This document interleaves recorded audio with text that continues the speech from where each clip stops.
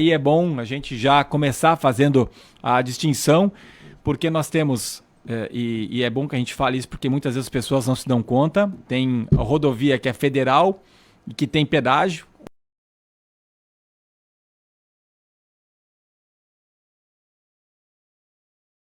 Áreas, faz as cobranças devidas, porque é o papel da imprensa levar ao meio público essas cobranças que vocês recebem aí dos ouvintes, fazendo esse papel muito bem aí de interlocução e mostrando a realidade dos fatos. Então, parabéns pelo jornalismo que a Independente faz. Eu sempre faço uma questão de valorizar isso, que a informação é muito importante no nosso país e os jornalistas têm que estar como foco e ter a devida valorização por esse trabalho que vocês fazem. E citando a questão da RS 129, bom, ninguém imaginava viver o que nós estamos vivendo nesse período, né?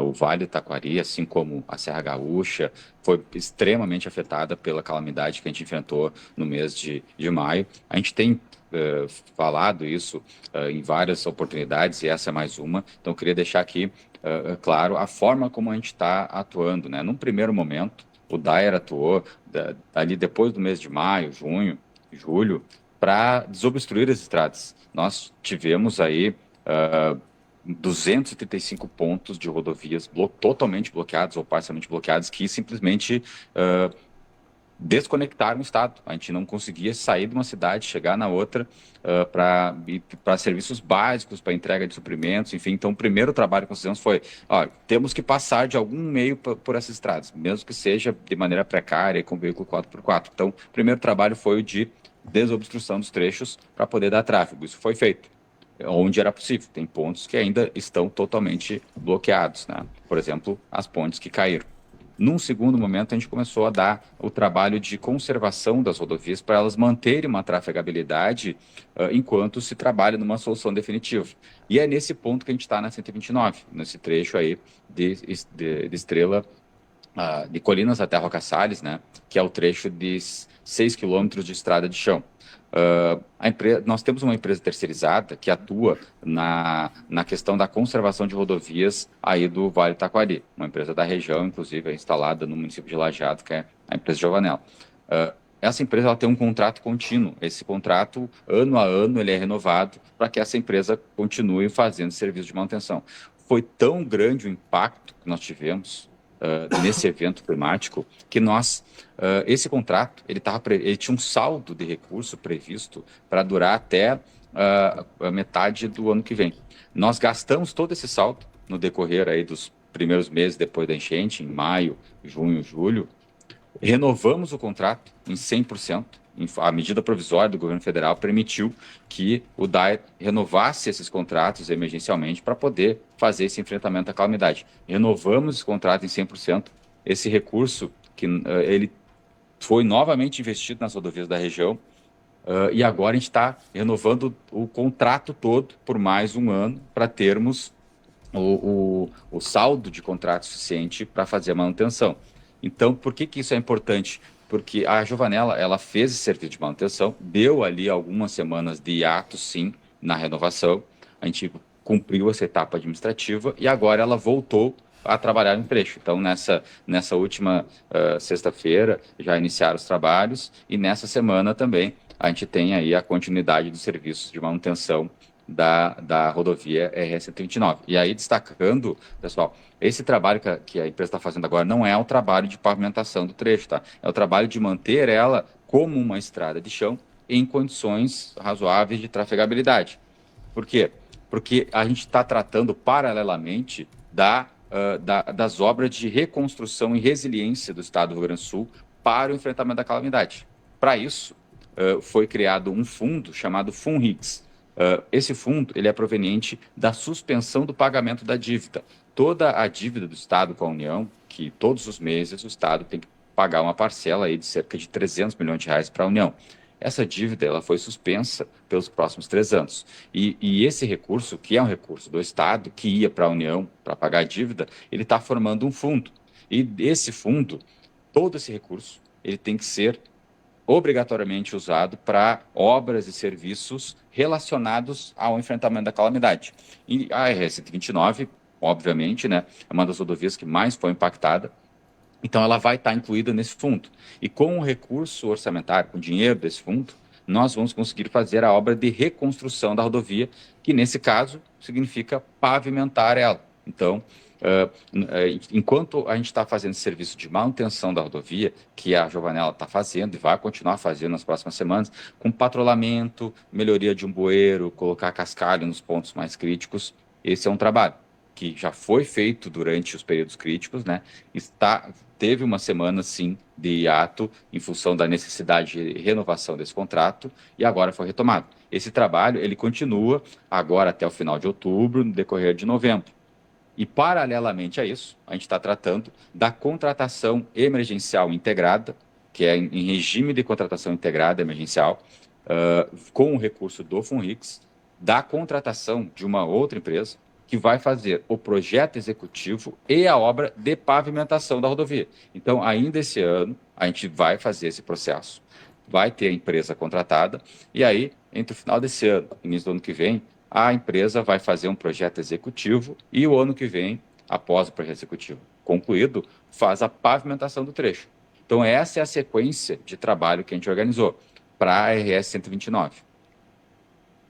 Quer dizer, a pavimentação em si somente para 2025. Aí começa o trabalho de preparação, de base para esse ano de 2024. Esse é o cronograma. E tem uma ideia de quando que começa, Faustino? Exatamente, né? Porque, como eu falei, nesses próximos 2 meses segue o trabalho de manutenção, esse que a empresa da conservação de rodovias está fazendo. Em paralelo a isso, a gente está fazendo a contratação em regime de contratação integrada de uma outra empresa que vai efetivamente pavimentar. Essa empresa, até pela modalidade, né? A modalidade de contratação integrada, ela foi feita nesse sentido. Ela dá uma agilidade em termos de contratar rápido a obra. Então, nós vamos contratar rapidamente a obra de pavimentação, mas a empresa contratada, primeiro, ela tem que fazer o projeto executivo.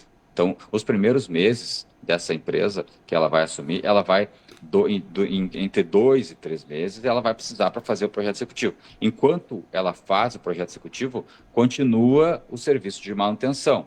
Então, como a nossa previsão é ainda esse ano, e nós temos que fazer isso esse ano, é importante que se diga, a gente precisa fazer isso esse ano, em função dos prazos que foram estipulados, a contratação dessa empresa que vai fazer a pavimentação vai acontecer esse ano, 2024. Agora, essa empresa contratada, ela precisa, para efetivamente começar o asfaltamento, fazer o projeto executivo. E para isso, ela não consegue fazer esse ano ainda, 2024. Então, sendo bem transparente assim com a população, para que se tenha ideia dos prazos, a contratação da empresa que vai fazer a pavimentação, sim, acontece esse ano. Essa empresa começa os serviços do contrato e da manutenção da rodovia e do desenvolvimento do projeto executivo, sim, ainda esse ano. Mas asfalto na pista mesmo, as pessoas vão ver somente nos primeiros meses de 2025. Luciano, e para o restante do trecho, que já é asfaltado, que ele vem sendo bastante danificado também pela passagem de caminhões, né, que antes não tinha nem perto do que passou por ali ou que vem passando por ali, e os moradores também reclamam que está bastante danificado. Vocês pensam em refazer, em consertar, ou vocês ainda não chegaram nesse ponto? Sem dúvida. Eu falei especificamente do trecho de chão, né, desses 6 quilômetros, que é o trecho mais polêmico, né? Lembrando, esse trecho, essa rodovia em si, né, em vários momentos, depois do mês de maio, ela foi a única possibilidade de acessar Roca Salles, Arroio do Meio, Mussum, Encantado, todos aqueles municípios ali da volta.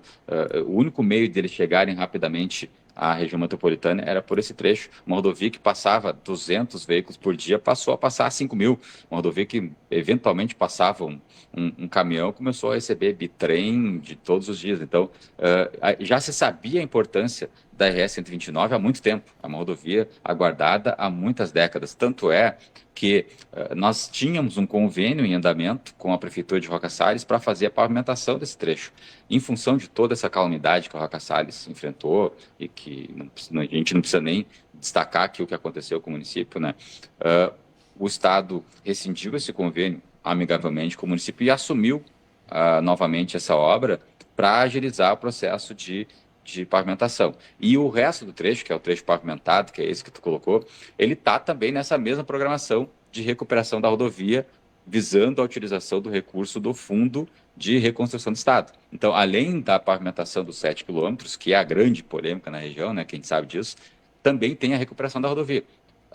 Também estamos trabalhando não só na contratação de uma empresa para fazer a pavimentação desse trecho, mas para deixar toda a RS-129 no trecho que pertence ao DAIA, desde Estrela até lá em Encantado, né, quando chega na RS-130, todo esse trecho vai ser requalificado dentro do recurso do FUNRICS. Então, essa é uma notícia que a gente deixa aqui para a região, que toda a rodovia, sim, vai ser requalificada. Estamos trabalhando na contratação da empresa para fazer a pavimentação do trecho de chão e também na empresa que vai trabalhar nas obras de reconstrução do trecho asfaltado que foi severamente afetado. Assim como outras rodovias da região, por exemplo, a RS-332, de Encantado até Arvorezinha, que é uma rodovia asfaltada, foi em vários pontos atingida pela calamidade, ela também vai estar nesse fundo de reconstrução. Mestre, algum mês que vocês estimam concluir essas obras?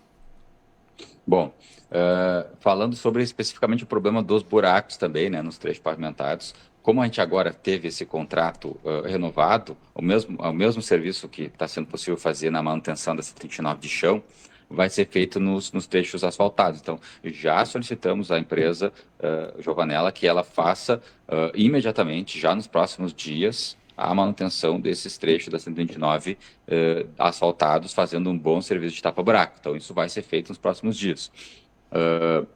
E com relação às obras de reconstrução das rodovias, como eu coloquei antes, né, a contratação da empresa para fazer a projeto executivo e a obra, a contratação vai ocorrer ainda esse ano, 2024. Como são obras grandes, né, são volumes grandes de investimento, no decorrer do ano que vem, de 2025, o cronograma vai se estender. No caso da 129, a gente está programando que a conclusão da obra de pavimentação do trecho de chão seja ainda em 2025. No caso da 332, que é uma rodovia grande, né, são mais de 90 quilômetros de pavimento que serão recuperados e tem obra de contenção muito grande para fazer. A gente vai ser um cronograma da maior parte dela sendo feita em 2025 e obras mais complexas de contenção programadas para serem iniciadas, executadas, boa parte de 2025 e concluídas em 2026. Então, resumindo, o trecho de chão da 129, pavimentação prevista para 2025. 332, como é uma obra grande, né, uma extensão grande, a obra de pavimento, recuperação de pavimento, 2025. Obra de contenção, que é uma obra mais demorada, tem aquela questão de fazer obra de contenção e desmoronamento. Esses serviços, eles começam em 25 e concluem em 26. Luciano, eu mesma passei pela 332 na semana passada. Eu furei 2 pneus num mesmo buraco e ainda um dos amortecedores do carro. Então, realmente é uma rodovia, um trecho ali que está bastante danificado. E o que tem acontecido também é aqui na 130, na entrada do município ali de Lajeado para Cruzeiro do Sul, que também chega para a gente aqui muitas reclamações, tem muitos buracos, os veículos também furando pneus ali. Tu tem alguma previsão para essa rodovia ali também? Sim, sim. Bom, da mesma forma, né? 130, esse trecho aí de Cruzeiro é muito importante, é o principal acesso do município, né? Nos próximos dias também vai estar na programação de tapa-buracos. A nossa expectativa é que entre agora e o início de novembro não temos mais nenhum buraco nas rodovias. Então vamos cobrar fortemente aí a empresa para fazer esse serviço. E a recuperação efetiva da RS-130 também está da mesma forma que a RS-129 prevista nesse fundo de recuperação. Ou seja, na 130, assim como na 129, na 332, teremos 2 etapas. Nos próximos dias e também nas próximas semanas, uma empresa fazendo um serviço mais emergencial de manutenção, né, deixando ela sem buracos, enquanto a gente faz as contratações das empresas que vão fazer as recuperações definitivas com recurso do FUNRICS. Bom, é uma promessa que certamente traz uma expectativa, até um alento para a comunidade que em novembro não teremos mais buracos então nessas rodovias, porque a gente sabe que a demanda é bastante grande, não é pouco. Não é pouca quantidade de buraco. Tem um ouvinte aqui que diz, por exemplo, está muito lento o trabalho. A Neuci, ela diz, tem muita gente e pouco serviço. 8 olhando, 8 em câmera lenta. Se tem uma ideia, Faustino, de quantas pessoas trabalham aí nas equipes contratadas pelo Dair para dar conta de todo esse serviço? Bom, a gente não contrata a equipe, né? A gente contrata o serviço. Sim. Então, a produtividade, ela é estabelecida pela empresa. Quanto mais ela produz, mais ela recebe. Então, esse problema aí de gente, digamos assim, parada, né? Até vou reportar à empresa, porque se ela tem funcionários que não estão produzindo, ela está tomando prejuízo, porque a gente não paga para o cara ficar parado, a gente paga o serviço feito. Então, é uma questão logística e administrativa da empresa. Me comprometo aí a levar esse problema para eles, para corrigirem, né? E pode ter certeza que nós vamos, nas próximas semanas, fazer um trabalho forte aí com a empresa para deixar as rodovias sem buraco, porque a gente entende a situação e ressaltando, né? Tivemos um hiato sem o contrato ativo em função daquilo que eu falei no início da nossa conversa, né? Foi tanta demanda de serviço que a gente gastou todo o saldo do contrato, tivemos que renovar ele, gastamos de novo e ainda assim não demos conta de todo o serviço que tinha que fazer. Agora renovamos o contrato novamente e colocamos o recurso A, importante que se diga isso, recurso para a conservação dessas rodovias está disponibilizado para a empresa, é só eles trabalharem e nós vamos cobrar isso. Certamente a empresa, até por ser aí da região, né, entender a situação local, eles vão fazer uma priorização dessas rodovias que são tão importantes. Tá certo. Luciano Faustino, diretor-geral do Dair, obrigado por atender a Rádio Independente, um bom trabalho, estamos sempre à disposição aqui.